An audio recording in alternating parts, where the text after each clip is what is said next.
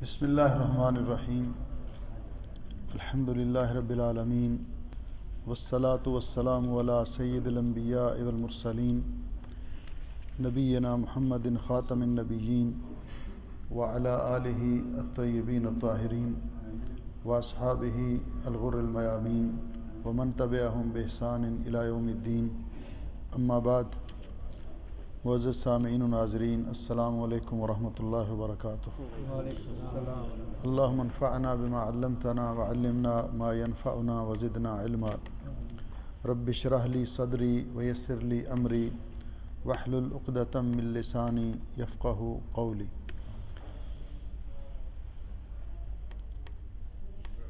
معزز سامعین و ناظرین،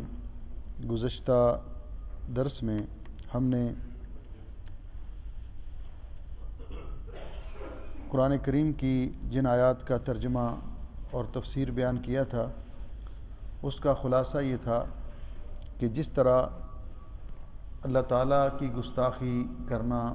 اللہ تعالیٰ کی شان میں اللہ تعالیٰ کی نافرمانی کرنا یہ شریعت میں حرام ہے، اسی طرح نبی اکرم صلی اللہ علیہ وسلم کو کسی طرح سے بھی تکلیف پہنچانا زبانی طور پر یا جسمانی طور پر یہ حرام ہے۔ اور پھر اس کے بعد ذکر کیا کہ عام مسلمانوں کو بھی تکلیف پہنچانا اس کو بھی حرام قرار دیا گیا ہے۔ کل کے درس میں یہ بیان کیا گیا کہ جس طرح مسلمان مردوں کو تکلیف پہنچانا، ایذا پہنچانا حرام ہے، اسی طرح مسلم خواتین کو بھی ایذا پہنچانا اور تکلیف پہنچانا شریعت کے اندر جائز نہیں، حرام ہے۔ اس میں سب سے پہلے امہات المومنین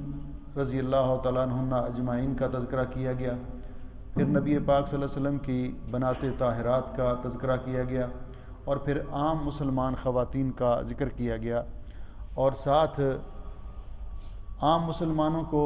اور ان تمام خواتین کو اللہ رب العزت نے حجاب اور پردہ کرنے کا حکم دیا، اس کا ذکر ہم نے کل کے درس میں کیا تھا۔ پھر آخری آیات میں اللہ رب العزت نے ان لوگوں کا انجام ذکر کیا جو منافقین اور شر پسند مسلمان خواتین کو یا مسلمانوں کو کسی طرح سے بھی تکلیف پہنچاتے ہیں، تو ان کا دردناک انجام اللہ رب العزت نے ذکر کیا اور فرمایا کہ یہ بہت بڑا گناہ ہے، اور ان کی سزا ذکر کی کہ اگر وہ اس سے باز نہ آئے تو ان کو مدینے سے نکال دیا جائے گا، ان کے ساتھ جہاد کیا جائے گا، جہاں بھی وہ پائے جائیں گے ان کو قتل کیا جائے گا۔ یہ وہ لوگ تھے جو منافق تھے یا یہودی تھے۔ آج ہم اللہ کی توفیق سے آج کا درس شروع کر رہے ہیں آیت نمبر 63 سے 68 تک کا۔ اس میں اللہ سبحانہ و تعالیٰ نے ان لوگوں کا طرز عمل ذکر کیا کہ جو لوگ جب انہیں کہا جاتا تھا کہ آخرت میں آپ کے لیے دردناک عذاب ہے، دردناک سزا ہے اللہ رب العزت کی طرف سے، تو وہ اس کا مذاق اڑاتے تھے اور رسول اکرم صلی اللہ علیہ وسلم سے سوال کرتے تھے کہ وہ کب آئے گی قیامت، وہ دن کب آئے گا کہ جب عذاب ہوگا، اور جس دن کی آپ ہمیں ڈراوے اور دھمکیاں دیتے ہیں وہ کب آئے گا۔ اللہ سبحانہ و تعالیٰ فرماتے ہیں اعوذ باللہ من الشیطان الرجیم یسألک الناس عن الساعہ، یہ لوگ آپ سے سوال کرتے ہیں قیامت کے بارے میں، یہ لوگ آپ سے قیامت کے بارے میں سوال کرتے ہیں۔ قرآن کریم میں قیامت کے بارے میں سوال کرنے والے لوگوں کی 4 قسمیں بیان کی گئی ہیں، اور یہ بات اللہ تعالیٰ نے بار بار ریپیٹ کی ہے۔ یسألونک عن الساعہ، یسألک الناس عن الساعہ۔ اس وقت جب یہ آیات مبارکہ نازل ہوئیں تو مدینہ طیبہ کے اندر 4 قسم کے لوگ موجود تھے جن کے قیامت کے حوالے سے نظریات مختلف تھے۔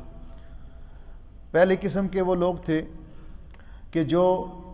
رسول اکرم صلی اللہ علیہ وسلم پر طنز کرنے کے لیے اور آپ کو کہ آپ کہتے ہیں قیامت آئے گی، قیامت آ کیوں نہیں جاتی، ابھی تک آئی کیوں نہیں، اس طرح کی باتیں کرتے تھے منافقین یا قریش مکہ اور اس قبیل کے لوگ جو قیامت پر یقین نہیں رکھتے تھے لیکن سوال کرتے تھے مذاق اڑانے کے لیے، طنز کرنے کے لیے۔ دوسری قسم کے وہ لوگ کہ جو قیامت کے بارے میں سوال کرتے تھے وہ یہودی تھے۔ وہ اس لیے سوال کرتے تھے کہ آپ اس کا جواب دیں، پھر وہ اس پہ غور کریں کہ آپ کا جواب ان کی کتابوں کے اندر جو موجود قیامت کی معلومات ہیں اس کے مطابق ہے کہ نہیں۔ اگر اس کے مطابق نہ ہو تو آپ پر وہ تان کریں، تنقید کریں کہ دیکھیے آپ کہتے ہیں کہ میں اللہ کا نبی ہوں، حالانکہ پہلے نبیوں کی تعلیمات کے اندر قیامت کی یہ علامات ہیں، قیامت کے بارے میں یہ کچھ ہے، اور یہ اس کے مخالف کہہ رہے ہیں۔ تو وہ بھی اپنا مقصد نکالنے کے لیے آپ سے سوال کرتے تھے۔ تیسرے قسم کے وہ لوگ تھے جو قیامت پر ایمان اور یقین رکھتے تھے، اہل ایمان، اور قیامت سے ڈرتے تھے۔ وہ نبی پاک صلی اللہ علیہ وسلم سے سوال کرتے تھے قیامت کے بارے میں، تاکہ اپنی معلومات کے لیے، کہ اس کی تفاصیل جاننے کے لیے۔ کچھ لوگ مسلمانوں میں سے چوتھی قسم کے لوگ وہ تھے کہ جن کا ایمان اور یقین تھا قیامت پر، لیکن وہ چاہتے تھے کہ رسول اکرم صلی اللہ علیہ وسلم اس کے بارے میں کچھ علامات، کچھ نشانیاں ہمیں بتا دیں، اور کہ قیامت کب آئے گی۔ تو یہ 4 قسم کے لوگ اس وقت موجود تھے۔ یہاں سر دست جن کا تذکرہ ہے، سیاق کلام بتلا رہا ہے کہ جن کے لیے پچھلی آیات میں وعید سنائی گئی ہے، منافقین ہیں یا یہود ہیں، تو ان لوگوں کا ذکر ہے کہ یہ لوگ یسألک الناس، یہ لوگ آپ سے سوال کرتے ہیں عن الساعہ، قیامت کے بارے میں۔ قیامت کو قرآن کریم میں اللہ رب العزت نے اس کے بہت سارے نام ذکر کیے ہیں یوم قیامت کے۔ یوم القیامہ بھی ہے، القیامہ بھی ہے، الساعہ بھی ہے، الحاقہ بھی ہے، اور اس طرح بہت سارے، الطامۃ الکبریٰ بھی ہے۔ تقریباً درجن سے زیادہ نام اللہ رب العزت نے قیامت کے ذکر کیے ہیں قرآن کریم میں۔ تو الساعہ اس کے لیے جو لفظ استعمال کیا جاتا ہے، تو ساعت کا معنی تو گھڑی ہوتی ہے، تو اس کا وجہ تسمیہ جو علماء نے ذکر کی کہ قیامت اتنی جلد قائم ہو جائے گی، اتنی جلد قائم ہو جائے گی کہ 1 ساعت میں قائم ہو جائے گی، جب اللہ تعالیٰ کو منظور ہوگا۔ تو اللہ سبحانہ و تعالیٰ نے جو اس کا جواب دیا کہ یہ لوگ آپ سے قیامت کے بارے میں سوال کرتے ہیں، تو عمومی طور پہ جہاں بھی قرآن کریم میں لفظ قل آیا ہے تو اس کے پیچھے کوئی سوال ہے، یعنی آپ سے سوال کیا گیا، تو اللہ رب العزت نے آپ کو حکم دیا کہ آپ ان کو یہ جواب دیجئے، قل یسألونک عن الروح قل الروح من امر ربی، یسألونک عن الساعہ قل، یہاں بھی آ گیا۔ تو گویا کہ اللہ رب العزت نے یہ بات بھی یہاں سے واضح کر دی کہ رسول اکرم صلی اللہ علیہ وسلم اپنی طرف سے کوئی بات نہیں کہتے، آپ وہی فرماتے ہیں جو اللہ رب العزت کی طرف سے آپ کی طرف وحی کیا جاتا ہے۔ وما ينطق عن الهوى ان هو الا وحی یوحى، آپ اپنی مرضی سے نہیں کوئی بات کرتے، آپ وہی بتاتے ہیں جو آپ کی طرف وحی کی جاتی ہے۔ تو گویا کہ علم غیب یہ اللہ کا خاصہ ہے، کوئی نبی، کوئی فرشتہ، کوئی نیک آدمی اپنے وسائل اور اپنے حواس خمسہ کے ذریعے غیب کی خبریں معلوم نہیں کر سکتا۔ جب اللہ رب العزت بتا دیتے ہیں تو پھر وہ غیب نہیں رہتا، پھر وہ غیب نہیں رہتا، کیونکہ اللہ رب العزت نے قرآن پاک میں واضح طور پر یہ اعلان کروایا رسول اکرم صلی اللہ علیہ وسلم سے، قل لا يعلم من في السماوات والارض الغیب الا اللہ، میرے پیارے حبیب فرما دیجیے آسمان و زمین میں اللہ کے علاوہ کوئی غیب نہیں جانتا۔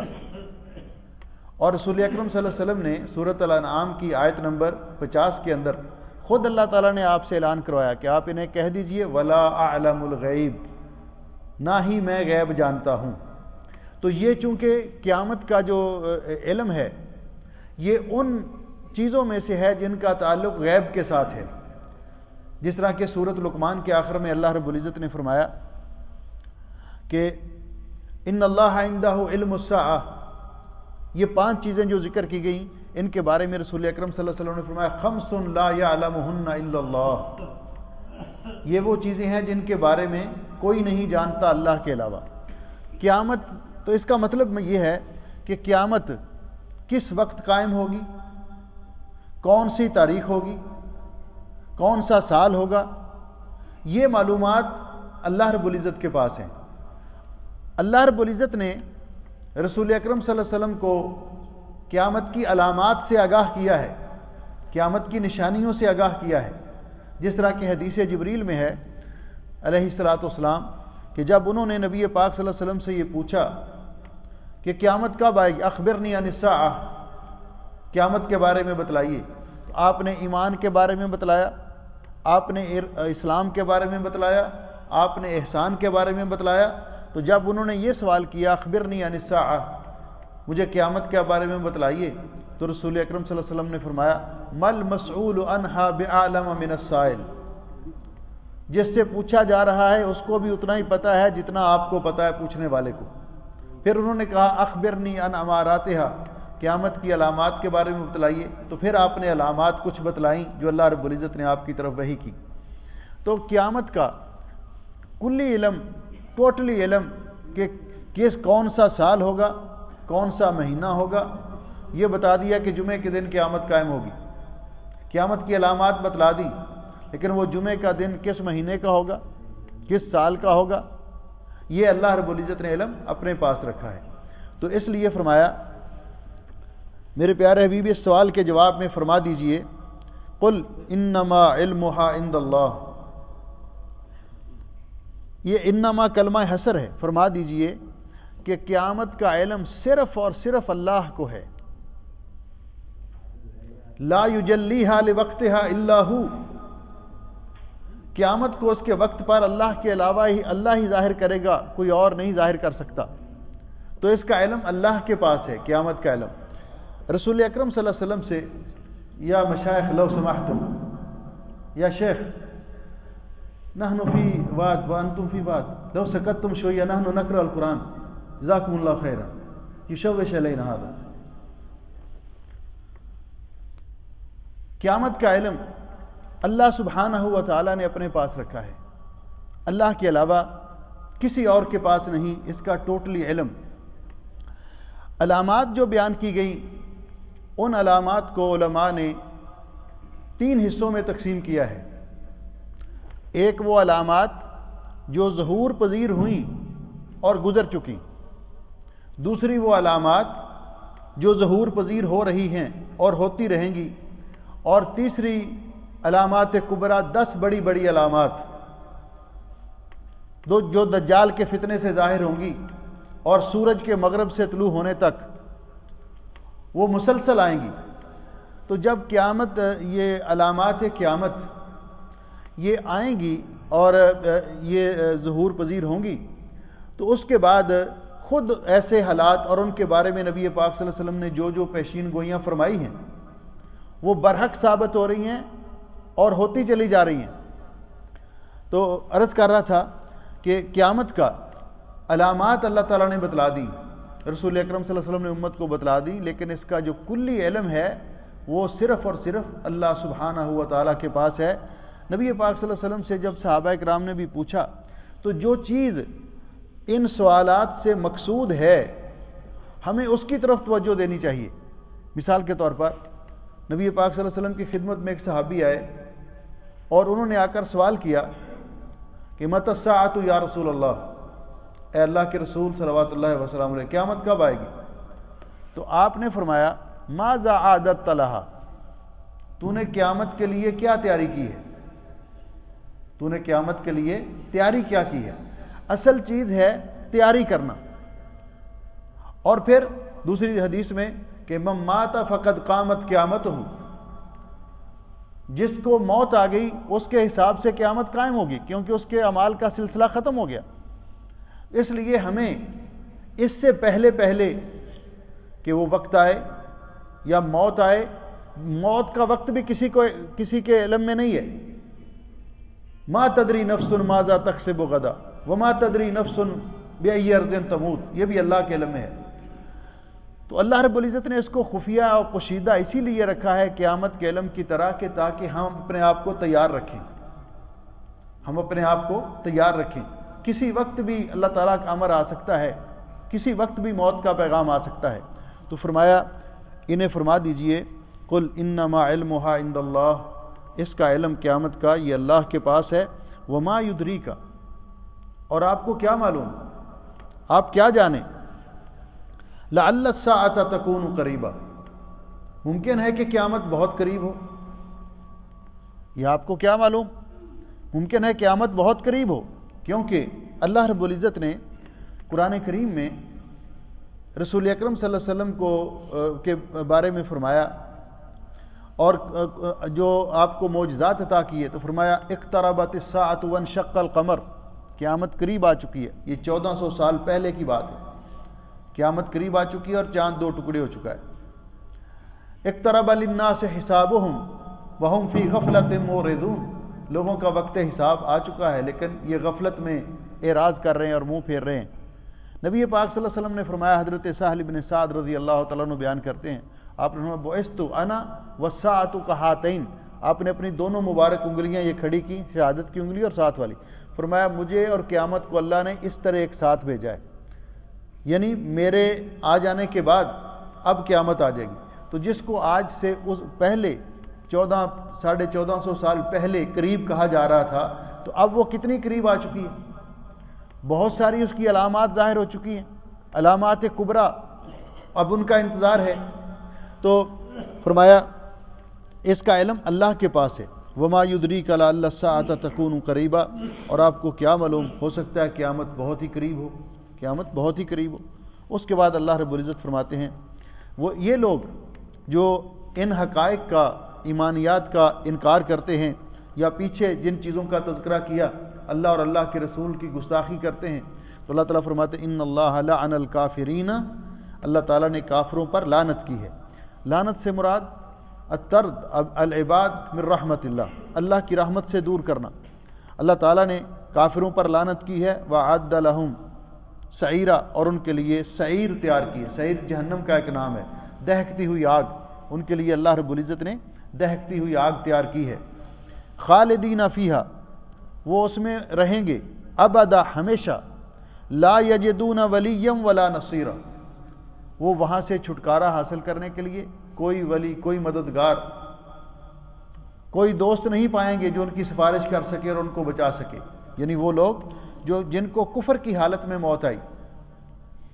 جو کافر تھے، منافق تھے، شرک کرتے ہوئے موت آ گئی، اور وہ ہمیشہ ہمیشہ کے لیے جہنمی ہیں، وہ کسی کی سفارش سے نہیں نکل سکیں گے، کوئی ان کو بچانے والا نہیں ہوگا، وہ تو اللہ رب العزت قرآن پاک میں فرماتے ہیں کہ جہنم کے دروگے کو اپیل کریں گے، وَنَادَوْا يَا مَالِكَ لِيَقْضِيَ عَلَيْنَا رَبُّكَ، اللہ تعالیٰ سے اتنی ہماری سفارش کر دیجئے کہ ہمیں یہاں سے نکالنا نہیں تو موت ہی دے دے، لیکن وہ موت نہیں وہاں ہوگی، موت کا تصور وہاں نہیں ہوگا، یا کہیں گے یخفف عنا یوم من العذاب، ایک دن ہی عذاب کے اندر تخفیف کر دے، یہ بھی نہیں ہوگا۔ اور اللہ رب العزت نے سورہ اعراف میں فرمایا کہ وہ جنت والوں کو ریکویسٹ کریں گے افیضوا علینا من الماء او مما رزقکم اللہ، تھوڑا سا پانی ٹھنڈا ہمارے اوپر پھینک دیجئے، یا اللہ نے آپ کو جو کھانے کے لیے دیا ادھر بھیج دیں، تو وہ کہیں گے کہ یہ دونوں چیزیں اللہ نے کافروں پر حرام قرار دی ہیں، یعنی کسی قسم کی ان کو کنسیشن، کوئی رعایت وہاں نہیں ملے گی، اور اس میں وہ ہمیشہ رہیں گے۔ لا یجدون ولیا ولا نصیرا، اور نہ وہ کوئی اپنا دوست پائیں گے اور نہ ہی کوئی مددگار پائیں گے۔ اس آگ سے بچنے کے لیے دنیا کے اندر تو یہ ہوتا ہے بعض اوقات کہ انسان کے چہرے کو گرمی لگے تو اپنا ہاتھ آگے کر لیا، کسی چیز کی اوٹ میں چھپ گئے، تو وہاں نہیں، ایسے نہیں ہوگا۔ اللہ تعالیٰ اس بدبختی اور سزا سے ہم سب کو محفوظ فرمائے۔ آگ نے ہر طرف سے گھرا ہوا ہوگا، فرمایا یوما، اس دن تقلب وجوہہم فی النار، ان کے چہرے جہنم کے اندر الٹائے پلٹائے جائیں گے۔ اس دن کو یاد کرو، تو جب آگ ہر طرف سے گھیرے ہوئے ہوگی تو اس کا مطلب کیا؟ تو اللہ رب العزت نے یہ ایک مثال دے کر بتلایا کہ جب کسی چیز کو پکانا ہوتا ہے تو اس کو آگ کے اوپر گھمایا جاتا ہے تاکہ ہر طرف سے اس کو آگ پوری طرح پکا دے، وہاں وہ جہنم کے اندر آگ ہر طرف سے ان پر ہوگی اسی طرح۔ اور اللہ تعالیٰ نے فرمایا کلما نضجت جلودہم، جب ان کے چمڑے پک جائیں گے، بدلناہم، ہم ان کے چمڑے تبدیل کر دیں گے، ہم ان کے چمڑے تبدیل کر دیں گے، نئے چمڑے، تاکہ اچھی طرح وہ اللہ کا عذاب چکھ سکیں۔ تو فرمایا جس دن، اس دن یاد آئے گا ان کو، اور اس دن ان کا عذر، معذرت، ان کا افسوس کرنا یہ کسی کام نہیں آئے گا۔ جس دن جہنم کے اندر ان لوگوں ان کو الٹایا پلٹایا جائے گا، یقولون، اس دن اللہ تعالیٰ کی بارگاہ میں یہ اپنا ایک عذر پیش کریں گے، جہنم میں آنے کی وجہ وہ وہاں بیان کریں گے، تو کہیں گے یقولون یا لیتنا، اے کاش، اطعنا اللہ و اطعنا الرسول، اے کاش ہم دنیا میں اللہ تعالیٰ کی اطاعت کرتے اور اللہ کے رسول صلی اللہ علیہ وسلم کی بات مانتے۔ دنیا میں تو ہم نے اللہ تعالیٰ کی بھی اطاعت نہ کی، شرک کیا، کفر کیا، اللہ تعالیٰ کی نافرمانی کی، اور نہ ہی رسول اکرم صلی اللہ علیہ وسلم کے طریقے پر چلے۔ اللہ تعالیٰ نے یہ مضمون قرآن پاک میں کئی مقامات پر بیان کیا ہے۔ سورہ ابراہیم کے آخر میں بھی اللہ رب العزت نے بیان کیا، تو وہاں بھی اللہ رب العزت فرماتے ہیں کہ اس دن اپنے جرم کا اقرار کریں گے اور کہیں گے کہ ہم نے جہنم میں اس لیے آئے کہ ہم نے اللہ تعالیٰ کی اطاعت نہیں کی، اللہ کے احکام نہیں مانے۔ اللہ تعالیٰ نے کہا تھا کہ مجھے وحدہ لا شریک مانو، صرف میری ہی عبادت کرو، میرے ساتھ کسی کو شریک نہ ٹھہراؤ، لیکن وہ شرک کرتے رہے، کفر کرتے رہے۔ نبی پاک صلی اللہ علیہ وسلم نے اپنی سنت کی پیروی کی دعوت دی، اللہ تعالیٰ نے حکم دیا، اس کا فرض قرار دیا، وہ بدعات کے پیچھے پڑے رہے، آپ کے طریقے کو چھوڑ کر دوسرے طریقے انہوں نے اختیار کیے رکھے، کیونکہ جنت میں جانے والا ایک ہی راستہ ہے اور وہ صراط مستقیم ہے، وہ راستہ حضرت محمد رسول اللہ صلی اللہ علیہ وسلم کا راستہ ہے۔ تو کہیں گے کاش کہ ہم اللہ اور اللہ کے رسول کی اطاعت کرتے، وقالو، اور ساتھ اس بات کا اقرار بھی کریں گے، اس بات کا اقرار بھی کریں گے، اعتراف بھی کریں گے، لیکن آج یہ اعتراف جرم کسی کام نہیں آئے گا۔ کہیں گے ربنا، اے ہمارے رب، انا اطعنا سادتنا وکبراءنا فاضلونا السبیل، اے اللہ ہم نے پیروی کی، اطعنا، انا بے شک ہم نے، اطعنا اطاعت کی، سادتنا، سادہ سید کی جمع ہے، اپنے سرداروں کی، سادات کی، وکبراءنا، اور یہ کبیر کی جمع ہے، اپنے بڑوں کی۔ علماء نے سادہ کے بارے میں 3 قول نقل کیے ہیں، 3 معنی بیان کیے ہیں۔ ایک تو بڑے سردار، سربراہ، دوسرا علماء، لوگوں کو گمراہ کرنے والے علماء، تیسرا جاہل، عبادت گزار، جن کو درویش کہا گیا۔ اور یہی 3 لوگ اگر یہ ٹریک سے ہٹ جاتے ہیں تو یہ گمراہی کا سب سے بڑا ذریعہ ہے، جیسا کہ حضرت عبداللہ ابن مبارک رحمۃ اللہ علیہ فرماتے ہیں، وَهَلْ أَفْسَدَ الدِّينَ إِلَّا الْمُلُوكُ وَأَحْبَارُ سُوءٍ وَرُهْبَانُهَا، دین کو سب سے زیادہ بگاڑا ہے تو ایسے لوگوں نے کہ جن کے ہاتھ میں کچھ اختیار اقتدار تھا، وَأَحْبَارُ سُوءٍ، اور علماء سوء، وَرُهْبَانُهَا، اور جاہل عبادت گزار، انہوں نے دین کو بگاڑا ہے۔ تو آج یہ کہہ رہے ہیں، ذرا آیات پہ غور کیجئے، آج یہ کہہ رہے ہیں کہ اللہ ہم نے اطاعت کی اپنے سادات کی، سادات سے مراد علماء یا بڑے لوگ ان کی، وَكُبَرَاءَنَا، اور اپنے علماء اور درویش لوگوں کی، فَأَضَلُّونَ السَّبِيلَ، اے اللہ انہوں نے ہمیں سیدھی راہ سے بھٹکایا تھا، انہوں نے ہمیں سیدھی راہ سے بھٹکایا تھا۔ جس طرح کہ اللہ رب العزت نے سورہ فرقان میں فرمایا، یوم یعض الظالم علی یدیہ، قیامت کے دن ظالم جو اللہ رب العزت کی بارگاہ میں مجرم بن کے کھڑا ہے، اپنے ہاتھوں کو کاٹ کے کھائے گا اور کہے گا یا لیتنی اتخذت مع الرسول سبیلا، اے کاش کہ میں رسول اکرم صلی اللہ علیہ وسلم کے طریقے پہ چلا ہوتا، یا ویلتا لیتنی لم اتخذ فلانا خلیلا، کاش کہ میں فلاں اور فلاں کو اپنا دوست نہ بناتا، لقد اضلنی عن الذکر بعد اذ جاءنی، میرے پاس قرآن پاک کی تعلیمات آتی تھی،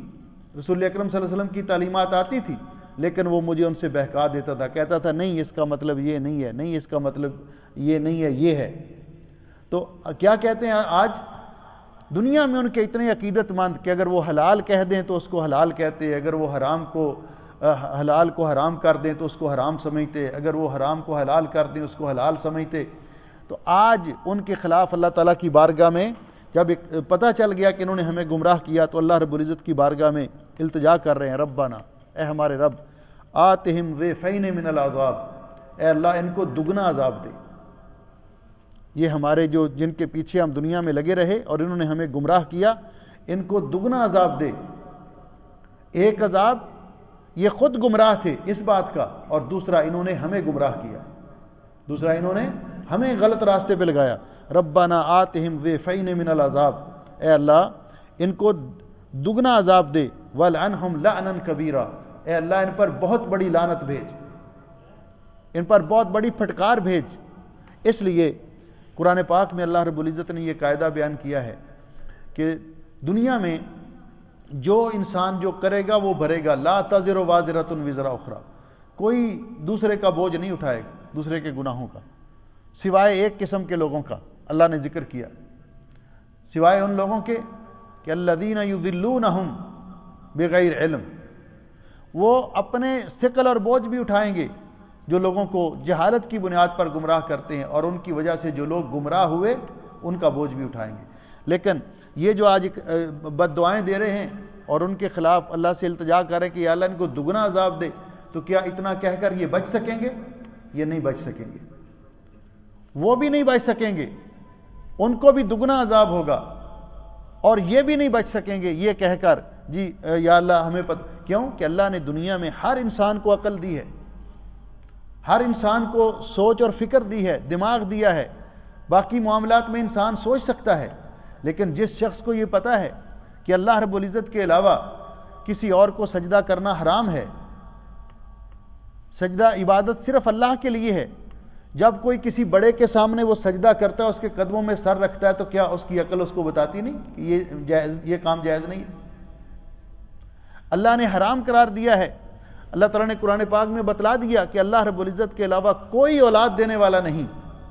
تو جب یہ اولاد لینے کے لیے کبھی کسی درگاہ پہ جاتا ہے، کبھی کسی درگاہ پہ جاتا ہے اور کہتا ہے کہ ہمیں اولاد دیجئے، اور پھر اولاد کے نام بھی انہی کے نام پہ رکھتا ہے، یہ پیراں دیتا ہے، یہ فلاں کی عطا ہے، تو کیا اس کو پتہ نہیں کہ اللہ رب العزت نے فرمایا کہ اللہ کے علاوہ کوئی اولاد نہیں دے سکتا؟ تو یہ ساری چیزیں کیا اس دین کے بارے میں انسان کی عقل کام نہیں کرتی؟ اس وجہ سے ان کا یہ عذر ان کو چھڑوا نہیں سکے گا، بلکہ پھنسائے گا، اور ان کا عذر پیش کرنا یہ بیکار ہوگا۔ اور اسی طرح ان لوگوں کو جو بڑی دیدہ دلیری سے غلط فتوے دے کر، قرآن پاک کی غلط تشریح کر کے،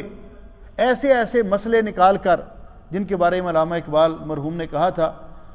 کہ زمن بر ملا و صوفی سلامے کہ پیام خدا گفتند مارا، اس ملا اور صوفی مولوی کو میرا سلام، 7 سلام کہیے۔ یہ سلام عقیدت نہیں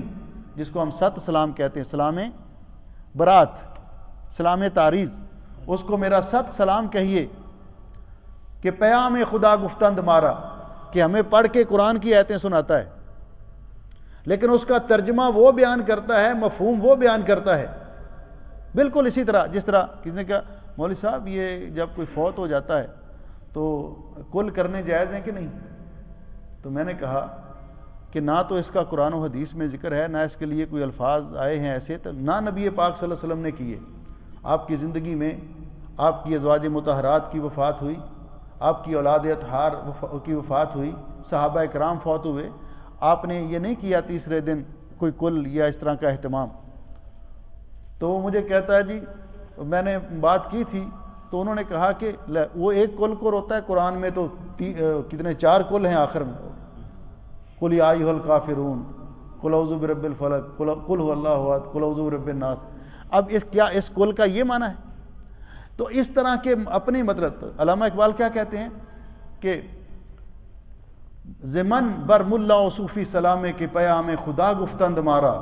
ولے تعویل شاہ در حیرت انداخت خدا و جبرائیل و مصطفیٰ۔ کہتے اس کا ترجمہ اور تفسیر وہ بیان کرتا ہے، اللہ تعالیٰ بھی حیران ہوتا ہے کہ میں نے تو یہ نازل ہی نہیں کیا۔ جبریل امین بھی پریشان ہوتے ہیں کہ میں تو ایسی کوئی تشریح لے کر ہی نہیں گیا نبی پاک صلی اللہ علیہ وسلم کے پاس، اور نبی پاک صلی اللہ علیہ وسلم کو پتہ چلے تو آپ بھی کہ میں نے تو امت کو بتایا ہی نہیں ہے۔ اس لیے قرآن پاک یہ اتنا، اس لیے امام مالک رحمۃ اللہ علیہ نے فرمایا کہ جو فتویٰ دینے والا ہے اس کو یہ سمجھنا چاہیے کہ اس کے پیچھے بھی آگ کا گڑھا ہے، اس کے آگے بھی آگ کا گڑھا ہے اور درمیان میں کھڑا ہے، کہیں ایسے نہ ہو کہ دوسرے کو بچاتا بچاتا خود گر جائے اس میں۔ تو یہ بڑا حساس مسئلہ ہے، اس لیے فرمایا کہ وہ کہیں کہ یا اللہ ان کو دگنا عذاب دے اور ان پر بہت بڑی لعنت بھیج، کیونکہ یہ خود بھی گمراہ تھے اور انہوں نے ہم کو بھی گمراہ کیا۔ اب اس سورت مبارک کا ایک رکوع باقی رہ گیا ہے، وہ انشاءاللہ رمضان المبارک کے بعد۔ یہ درس انشاءاللہ رمضان میں صرف ہفتے کے دن نماز عصر کے بعد ہوگا، باقی آن لائن دروس ہم نے اناؤنس کیا ہوا ہے، میں چاہوں گا کہ اس میں آپ حصہ لیں۔ ہمارا درس تفسیر ہوگا، اس میں سورہ یوسف ہم نے مقرر کی ہے اور اس میں ہم نے کوئز بھی رکھا ہے آن لائن، ہر روز 4:15 سے لے کر 5:15 تک یہ درس ہوگا، آن لائن ہوگا، آپ اپنے گھر میں بیٹھے سن سکتے ہیں۔ تو اس کے ہر درس کے بعد سوال کوئز بھیجے جائیں گے، سوالات، تو ان کو بھی آپ نے وہیں پہ ان کے جواب دینے ہیں آن لائن ہی۔ تو اس کے لیے لنک یہ عبد الرحمن بھائی بیٹھے ہیں، اللہ تعالیٰ ان کو جزائے خیر دے، یہ بڑے اہتمام کے ساتھ ریکارڈ بھی کرتے ہیں اور آگے بھی پہنچاتے ہیں، ان کے پاس سارا سسٹم ہے، رجسٹریشن ان کے ساتھ کروا لیں، آپ بھی بچوں کو بھی ترغیب دلائیں۔ تو ایک تو سورہ یوسف کی جو تفسیر ہے بہت ساری اس میں معلومات ہیں، وہ بھی مل جائیں گی، اس مبارک وقت سے فائدہ بھی اٹھایا جائے گا، اور دوسرا یہ کوئز کے اندر بھی آپ حصہ لے لیں گے۔ اللہ تعالیٰ جزائے خیر دے، اللہ تعالیٰ ہمیں خیر و فیت سے رمضان مبارک ہم تک پہنچائے۔ اللہم بلغنا رمضان، اللہم بلغنا رمضان ووفقنا فیہ للصیام والقیام وقراءۃ القرآن وصالح الاعمال وتقبلہ منا بمنک وکرمک یا ارحم الراحمین۔ اللہم ادم لنا الصحۃ والعافیۃ،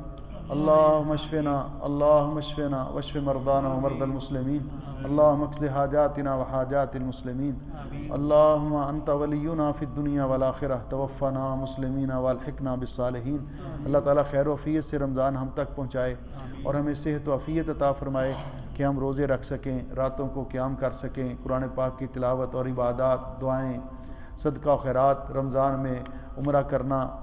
حج کے برابر اس کا ثواب ہے۔ تو اللہ تعالیٰ ہمیں نیکیاں کرنے کی توفیق عطا فرمائے اور قبول فرما لے، اور اس ماہ مبارک کو ہمارے لیے بخشش اور مغفرت کا ذریعہ بنائے، جہنم سے آزادی کا ذریعہ بنائے۔ رسول اکرم صلی اللہ علیہ وسلم نے فرمایا کہ رمضان کی ہر رات کو وَلِلَّهِ عُتَقَاءُ مِنَ النَّارِ وَذَلِكَ فِي كُلِّ لَيْلَةٍ، اللہ تعالیٰ بہت سارے لوگوں کو جہنم سے آزاد کرتے ہیں، اور ہر رمضان کی رات کو اللہ تعالیٰ ہمیں ان خوش نصیب لوگوں میں بھی شامل کرے۔ اللہ سبحانہ و تعالیٰ ہمیں ان خوش نصیب لوگوں میں بھی شامل کرے جن کو لیلۃ القدر نصیب ہوتی ہے اور وہ لیلۃ القدر میں عبادت کر کے اللہ رب العزت کی رضا حاصل کرتے ہیں۔ اللہ تعالیٰ ہم سب کا حامی و ناصر ہو۔ رمضان کے مبارک ساعات اور لمحات میں آپ ہمیں بھی اپنی دعاؤں میں یاد رکھنا۔ رمضان المبارک کے اندر جو پروگرام ہیں ہمارے افطاری کے پروگرام، تو پہلا جو جمعہ آئے گا رمضان کا 8 تاریخ کو، تو قرطبہ میں عصر کی نماز کے بعد پروگرام ہوگا، اس میں بھی آپ شرکت کریں۔ دوسرا جو جمعہ آئے گا وہ مسجد فہد الجبری میں، جہاں ختان میں درس ہوتا ہے، تو وہاں عصر کے بعد پروگرام ہوگا۔ اور تیسرا جمعہ جلیب میں مسجد العجمی میں، تو آپ ان پروگراموں میں بھی شریک ہونے کی کوشش کریں۔ بارک اللہ فیکم۔ السلام علیکم ورحمۃ اللہ وبرکاتہ۔